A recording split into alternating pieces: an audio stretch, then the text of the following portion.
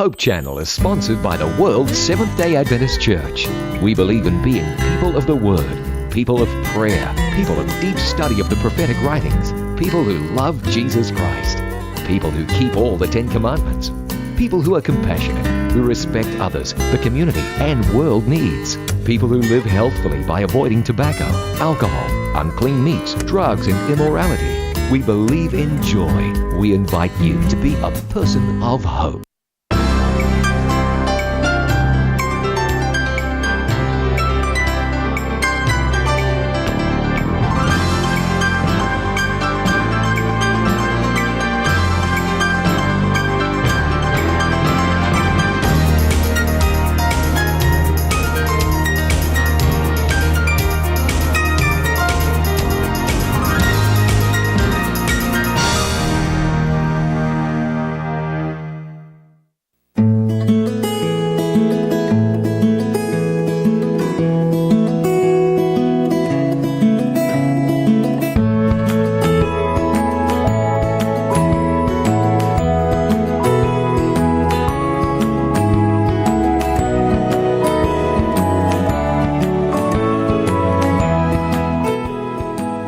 Ikaduhang leksyon sa atong ikaduhang quarter sa 2014.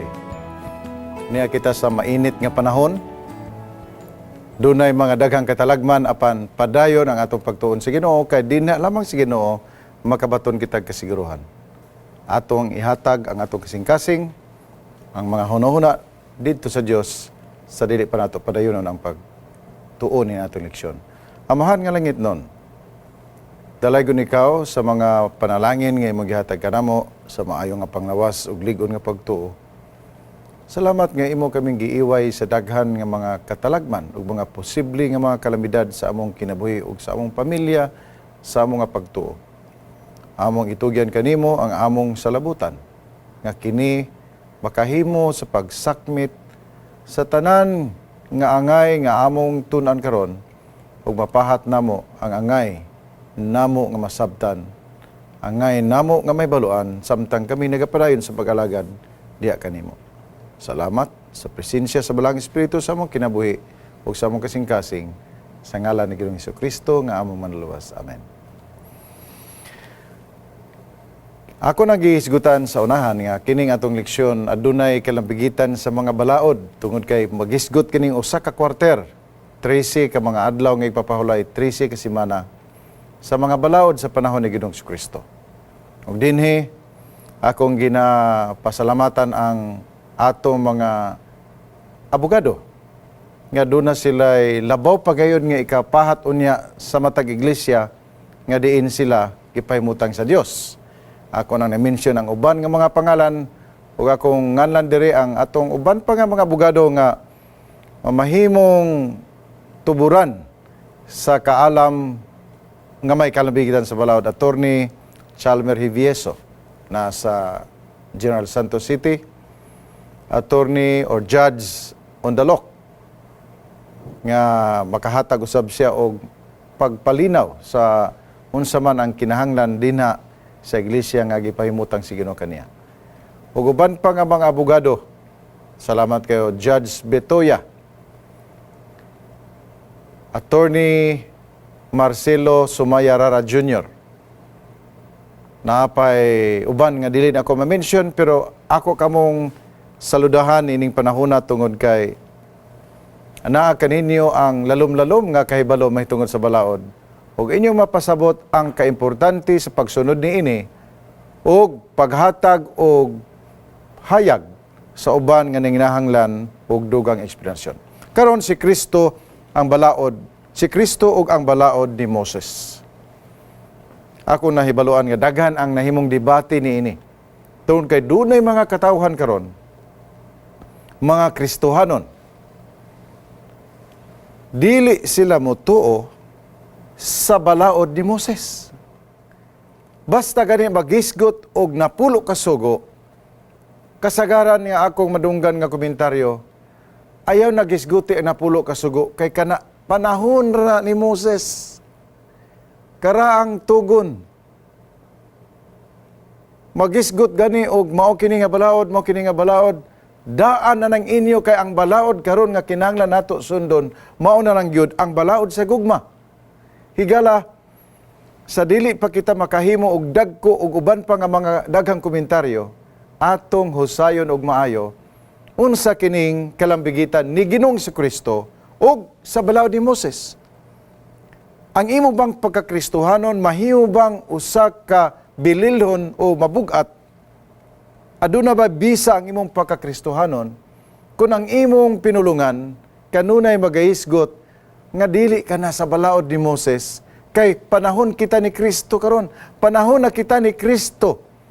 Dili na si Moses ang atong sundon, panahon na kita ni Kristo ug si Ginoong Kristo maoy tuburan sa gugma ug ang iyang balaod dili na 10 commandments kundi balaod na sa gugma. Higala, husayon na to kini dinhi sa atong takna sa pagtuon. Tanaw na to ang atong memory verse, usa kini kadako kaayo nga solusyon sa mga pangunahuna nga medyo wala nahiuyon sa pangunahuna sa atong Ginoo. Kini pinulungan ni Ginoong Kristo makita sa bagong nga tugon, Juan Kapitulo 5, versikulo 46 nagaingon, "Kun kamo nagatuo man kang Moises, nan mutuo usab unta kamo kanako, kay siya nagsulat man mahitungod kanako." Kung kamo nagatuo kang Moses, mutuo usab unta kamo kanako, kay siya nagsulat man bahin o mahitungod kanako. Higala sa dinhi pa lang sa memory verse, doon na nay buot ipasabot ang atong Ginoo nga si Ginoong Kristo ug si Moses wala kini sila nagsumpaki, ug si Ginoong Kristo ug si Moses wala kini sila nag-away, kundi si Ginoong Kristo ug si Moses aduna kini sila panag-uyon ug adunay panagkalambigit ang ilang mga pangunahuna, ang ilang ginahimo. Sa ato pa, dili pwede nimo isalikway si Moses kay didto lang kamo dangop ni Ginoong Kristo. Dili pwede nga muing ka nga didto ra ko ni Ginoong Kristo, kay kun mao kid ang imong sinultihan sa diha nga makadungog atong Ginoo niya na muingon ang atong Ginoo, brother, sister, pastor o kinsa ka man, ang imong giingon nga diri ra kanako, dili ka kang Moises, kontradiksyon na siya. Kay pag ingon nimo nga diri ka kanako, ang imong giingon didto usab ikaw ni Moses. Tungod kay wala ko ilain nga gihimo karon, mao ang pagpahayag kaninyo sa unsa ang gisulti ni Moses nga kinahanglan pa nga magpabilin karon sama sa napulo ka sugo. Wala ko kaingon nga nagpabilin pagid ang tanan, tungod kay ako na magisgutan sa unang leksyon pa lang ang ceremonial law, tapos na kana. Apan ang pagisgot ni ini nga balaod adunay dako kay katabang sa imong pagunahuna sa plano sa kaluwasan nga giplastar og maayo sa Ginoo ug ato makita ang iyang hulagway didto sa bulaton sa sanktuaryo. Mao kana nga kung ikaw mingon naara ka ni Kristo dili ka ni Moses, higala gusto na kong ipahibalo nimo nga si Ginoong Kristo mismo muingon, kung ikaw ania kanako kinahanglan imong paminawan si Moses. O di ba kung ikaw nituo kang Moses, di ka mo tuo ni Ginoong Kristo, vice versa o vice versa, mao ka na ang may tabo. Basta naa ka ni Ginoong Kristo, naapo ka ni Moses, ug naa ka ni Moses, naapo ka ni Ginoong Kristo. Ato nang hatagan og dugang nga pagsaysay, dili kay parehata sa 1970s ng mga craze, mga basta gani kuno Bilmanians, dili gyud na Noranians, dili na siya mao. Kay Bilmanians ka, dili ka Noranians. Si Ginoong Kristo, dili na siya parehas ni anang nga artista on sa paradinha. Si Ginoong Kristo, walay pagsumpaki ni Moses. Si Moses, uyon ni Ginoong Kristo. Mao kana nga ayaw pag isalikway ang usa, kay paboran ni mong usa, kay kana si Ginoong Kristo ug si Moses, adunay panag-uyon. Si Ginoong Kristo, adunay pagsupak sa mga binuhatan sa mga pangulo sa reliyon. Kaniadto, tinuod ato mabasa daghan kaayo nga mga panahon nga si Ginoong Kristo nagabadlong sa mga kinaiya sa mga pangulo sa reliyon. Apan siya dili supak sa reliyon nga iyang nasakupan nga mao ang Judaismo. Si Ginoong Kristo usa ka solid Jew. Ang Judaismo mao ang pundok reliyoso sa panahon ni Ginoong Kristo. Si Moses nagsulat sa mga balaod nga nagahulagway sa kabubuton sa Dios. Ang napulo kasugo klaro kaayo.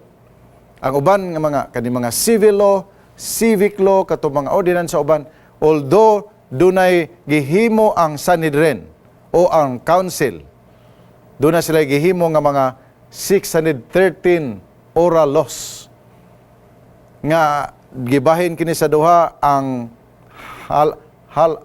halakot o ang Mishnah. Ang Mishnah mao kana siya ang legal collections of the laws sa oral.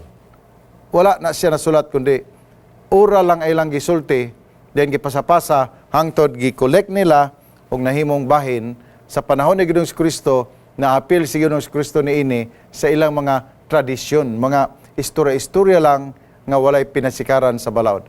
Higala, dili man ta ingon nga ang ato balaod dili na pwede nga maghimo kita mga lokal nga mga balaod sa iglesia. Pwede basta dili lang yun siya mosumpaki sa balaod sa Ginoo. Una nga isgutan nato kining mga balaod dinhi o mga pista-pista nga panahon ni Moses. Kining balaod sa circumcision, pagtuli o dedikasyon. Ay balita nga ang bata kinahanglan siya ididikar dito sa templo. Siguro naana siya mahitabo sa ikaunom ka simana, if I'm not mistaken. Wala gyud ko ka research og sakto nini, pero nahibalo ko dunay dedikasyon. Duha ka mga buluhaton ang gihimong balaod sa panahon ni Moses, mao ang circumcision o dedikasyon. Mao na doon natay child circumcision, child dedication. Ako lang i-emphasize ang child to kay basta gani tuli, murag mabutang gyud sa tungon-una nga basta tuli gani tuara gina sa bata, di ba? Wala man gyud pud siguro adult circumcision. Although karon akong isgutan nga kini nga balaod nga gipahigayon sa panahon ni Moses, kinahanglan kini tumanon. Wala ni siya basis sa gitawag nga doctrine o religion nga maluwas ka kung tulion apan may kalabigitan kini sa imong pagkahudyo. Circumcision, pagtuli, tulion ka ang imong foreskin sa imong nga kinatao, tulion ka na siya kay mao ka na siya ang magpailang nga ikaw usa ka tinuod nga Hudyo og ikaw nagbantay sa mga pamalaod sa mga Hudyo. Pagtuli og dayon ididikar ikaw. Ang bata tulion ikawalo ka adlaw og human siya matuli, hulato na pud ang pila ka mga adlaw aya siya dalon sa templo og ididikar. Og kining tanan nahimo kini ni Ginoong Kristo. Si Ginoong Kristo usa ka Hudyo, gituli siya sa ikawalo ka adlaw ug dayon gididikar siya. Kining balaod sa pagtuli, usa kini ka gitawag nga istrikto kaayo ang mga Hudyo nini. Istrikto nga kining pagtuli ikawalo gyud ka adlaw, magkinaunsa man unsang adlawan man kanang ikawalo, basta kay moabot ang ikawalo kinahanglan katulion. Sample nini nga bisan ang adlaw nga ikawalo gikan sa imong pagkatao mo sangko sa adlaw nga igpapahulay, ang iyang balaod mlabaw pa siya, wala siya naapil sa gitawag nga dili ka magbuhat o bisag unsa to kay ang balaod sa Hudyo pag abot sa adlaw igpapahulay wa magikahimoon, total rest magina siya. Basta kay moabot ang ikawalo ka adlaw, si Sabado ka na adlaw igpapahulay, akong gayon adlaw igpapahulay, tulion gyapon ka. So walay exemption ini. Wala dili siya in every rule there is an exception. Pero ang tuli, dili ka exempt ni ini. Tulion ka pag-abot sa ikawalo. Gani, doon ay word sa balaod, kining term nila nga ex post facto law. Nga kung mahimo ang balaod, dili na to maka-apiktar sa uban pa nga mga violation kaniadto. Nga panalitan nahimo ang balaod grade 7. Kinahanglan nga ang high school unom na katuig. Sagad karon. Unom na sa una upat katuig. Ang pagsugod sa pag-implementar sa balaod, dili na maapektaran ang second year na anang panahon na. Sa ato pa, libre na sila upat ra ila katuig. Munay gingon nila nga ang mapiktahan kadto pang wala kasugod sa high school. Anyway, ang balaod sa circumcision stricto ug ang pagdedikasyon gani. Si Abraham nga mo'y gisultihan ini nga balaod. 90 kapin o 100 natuli si Abraham. Si Ismael nga yang anak gituli usab. Pero sila ang ilang pagtuli dili na sakto sa ikawalo ka adlaw. Ingana ka istrikto ang balaod sa pagtuli. Padayon kita mga kaigsunan, Lucas 2:21 hanggang 24. Og sa natapos na 8 ka adlaw sa pag-circumcidar sa nakaniya ilang ginganlan siya Jesus. Ang ngalan nga gihatag kaniya sa manulunda sa wala pa siya ipanamkon. Og sa pag-abot na sa panahon alang sa pagputli kanila sumala sa kasuguan ni Moises ang bata ilang gidala sa Jerusalem aron ihalad siya ngadto sa Ginoo. Sumala sa nisulat sa kasuguan sa Ginoo ang tanang panganay nga lalaki pag-aisipon nga binalaan alang sa Ginoo. Og sa paghalad og halad inihaw sumala sa ingon sa kasuguan sa Ginoo nga duha ka tukmo o duha ka salampati nga kuyabog. Karon hisgutan nato ang mga pista. Pista sa mga Hudyo, una tinapay nga wala ipatubo, kini mulangtod kini og 7 ka adlaw. Magsugod sa panahon sa Passover. Juan 5:1 tapos niini may gisaulog ang usa ka fiesta sa mga Hudyo og si Jesus mitungas ngadto sa Jerusalem. Ang ikaduha nga pista-pista nila mao ang Shavuot or Pentecost. 50 days human ang Passover. Mao kini siya gituhuan nga mao ni ang panahon nga gihatag ni Moses ang balaod. Ikatulo, pista sa mga tulda, Feast of the Booths o pista sa adlaw sa paghukom, Yom Kippur. Ikalima, Purim, mao kini ang paghinumdom sa kadaugan sa mga Hudyo sa kamot ni Queen Esther sa diha nga nagatubang ang tanang Hudyo sa usa ka posibleng nga genocide. Purim. Ikaunom, kining Hanukkah, paghinumdom sa kadaugan sa mga Hudyo o Maccabis o Maccabean guerrillas batok sa Seleucid armies sa Grecian Empire. Ako ning gibasa kining Hanukkah mo din siya ang pagpanimalos sa mga Hudyo nga gipanguluhan ni Maccabi o gigamit sila Maccabean guerrillas batok sa mga Greeks. O nagbadaugon sila, mao'y gihimo nila ang selebrasyon pag hinumdom niini gihimong pista sa mga Hudyo, Hanukkah.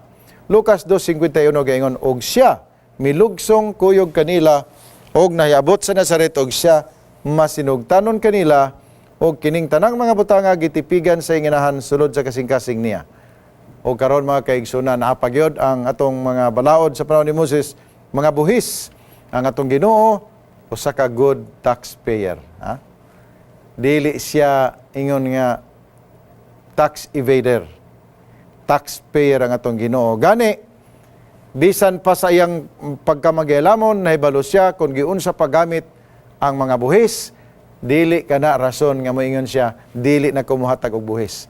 Dayon, nahibalo siya nga ang templo, kay kining tax dinhi buhis para man ni sa templo, nahibalo siya nga ang templo maguba, apan wala sinaingon, ayaw na magbayad og buhis, kay anyway, maguba ramang gihapon ang templo. Matthew 17:24 kadto sa 27 gaingon, ug sa pag-abot nila sa Capernaum, ang mga maniningil sa tunga sa estatero nga buhis sa templo miduol kang Pedro ug mingon, wala ba magbayad sa buhis ang inyong magtutudlo? 25, siya mitubag, oo, nagbayad.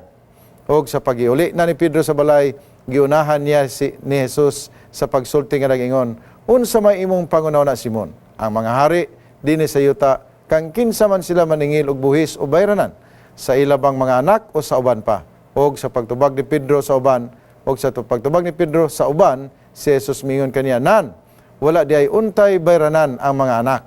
Apan aron dili kita makababag kanila, umadto ka sa lanaw, pag-itsag pasol og bitara ang unang isda nga mapaslan og bingata ang baba, og sa sulod niini makaplagan mo ang usa ka estatero. Kuhaa kini og ibayad mo kanila alang kanako og kanimo. Gilaliman ka ba kay igsuunan nga ang Ginoo nagahimog ehemplo sa usa ka salapi nga nakuha didto sa baba sa isda nga ipabayad og buhis, igo nga buhis ni Ginoong Kristo og ni Pedro. Ang bayad sa buhis bisan imo nay balawan nga adunay bagyo, adunay linog, bayad gihapon ka sa buhis igsuon. Pagpatuman sa balaod si Ginoong Kristo usang advocate sa pagpatuman sa balaod. Dili siya lawbreaker, kundi dili siya lawbreaker apan law enforcer usab siya. Dili lang siya law-abiding citizen, kundi law enforcer usab siya. Matthew 5:17-20 nagaingon, ayaw kamo panghunahuna nga mianhi ako aron sa pagbungkag sa kasuguan o sa mga propeta. Ako mianhi dili sa pagbungkag kundi sa pagtuman ini sa pagkatinuod. Sultihan ko kamo nga samtang magalungtad pa ang langit ug ang yuta, walay pagasayloan sa kasuguan, bisan usa na lang kakudlit o sa katulpok niini hangtod ang tanan matuman. Tungod niini, bisan kinsa nga magapahuyang sa usa ka salabing jutay niining mga sugo og magapanudlo sa mga tawo sa pagbuhat sa ingon. Kini siya pagaisipon nga iwit didto sa ginghirian sa langit. Apan bisan kinsa nga magatuman og magapanudlo niini, kini siya pagaisipon nga dako didto sa ginghirian sa langit. Kay sultihan ko kamo nga kun ang inyong pagkabatarong dili gani mo labaw sa ila nga sa mga eskriba ug sa mga Fariseo, dili gayud kamo makasulod sa gingharian sa langit. Si Ginoong Kristo wala gid siya nagtuis sa balaod. Wala siya nagahimo og balaod sa paghiusa, apan wala siya gahimo siya balaod sa panagiusa, apan wala siya naghimog balaod nga magbulag. Ang Ginoo consistent siya, aduna siya prinsipyo, aduna siya gibarugan nga usa ka prinsipyo sa maayo nga modelo sa pagkakristohanon pagkalumulupyo. Wala niya giusab ang balaod. Kung dunay mga balaod nga mingka nga ngano man lagi gitugot man ang balaod sa divorce, dili ang Ginoo may nagahimo niya na. Si Ginoong Hesus usa ka malinawon nga lungsuranon. Aduna siya'y makuti nga pagtagad sa balaod ni Moses. Sa ato pa, dili pwede nga mayon ka, si Moses ra ako, dili ko sa Ginoo. Kanang tanan, si Ginoong Kristo ug si Moses, adunay panag-uyon. Siya ang modelo sa follow what I say and follow what I do. Mao kana mga kaigsunan. Kung siya ang atong barangay kapitan, malinawon ang atong barangay. Unsa na ka kung siya ang atong presidente? Higala, kung sa politikanhong aspito dili ka na mahimo, kung sa politikanhong arena dili ka na mahitabo, pwede ba dinhi sa taknas pagtuon?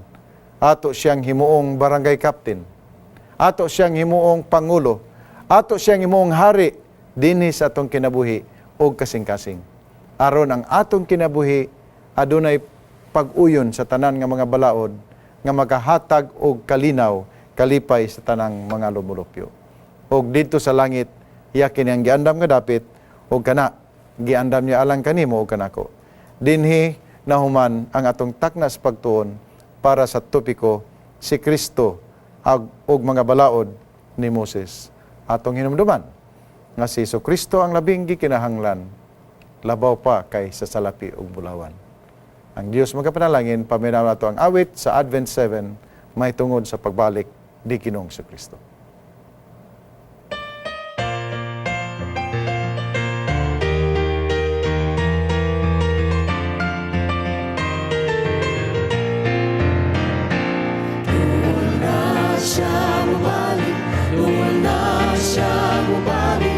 Si Jesus, duol na mo balik.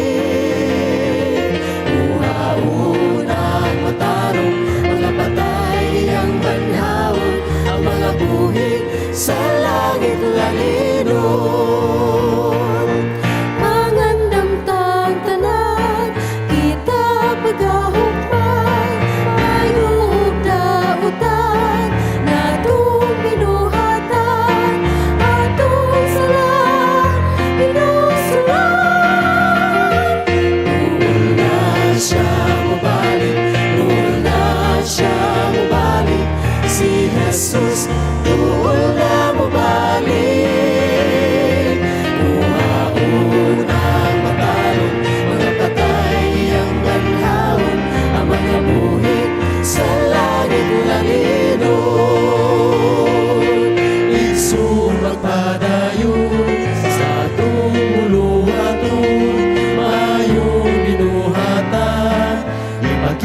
sa tanan, bugihan pagsusi at kasulatan.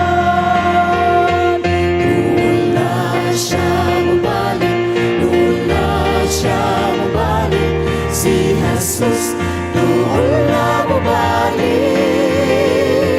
Una-unang matarong, mga patay ang manhawon, ang mga buhi sa langit lalinon, ang mga buhi sa langit lalinon.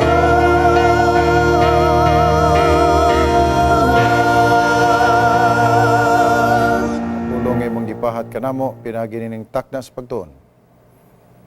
Salamat nga kami mahimong makasunod sa mga balaod bisan pa man sa balaod nga gitukod ni Moses. Tungkay sa among paghimo niini, among gipahimutan si Ginoong Kristo nga maoy tuburan sa tanan bisan pa man sa kaalam ug sa mga balaod nga gibugna sa iyang alagad nga si Moses. Daghan pa mga katawhan amahan, ang ayan may balo niini. Aron mawala silang pangunahuna nga si Moses ug si Ginoong Kristo ilang bahinon, dili hiusahon kini alang sa pagsunod sa kinatibuk-an sa imong mga kabalawranan. Salamat sa imong pag-ayo sa among mga balatian, sa panglawas, ug sa espirituhanon. Salamat amahan sa imong saad nga ikaw makakuha ka namo sa pagbalik di Ginoong Kristo uban sa mga minahal sa kinabuhi sa tanan nga mga televiewers, sa tanan nga mga higala sa Hope Channel Philippines and International. Sa ngalan ni Ginoong Kristo nga among manuluwas. Amen. Doon na mabalik, una-unang matarong, mga patay ang manhawon, ang mga buhi sa langit lalinon. Isu magpadayon sa atong muluhaton, mayong binuhatan, ipakita sa tanan, bugihan pagsusi at kasulatan. Doon na siya mabalik, doon na siya mabalik, si Jesus doon na mabalik. There is a time for everything, and a season for every activity under heaven. A time to be born and a time to die. A time to plant and a time to uproot. A time to kill and a time to heal. A time to break down and a time to build up. A time to cry and a time to laugh. A time to mourn and a time to dance. A time to scatter and a time to gather. A time to embrace and a time to refrain. A time to win and a time to lose. A time to keep and a time to throw away. A time to tear and a time to mend. A time to be silent and a time to speak. A time to love and a time to hate. A time for war and a time for peace. A time for hope.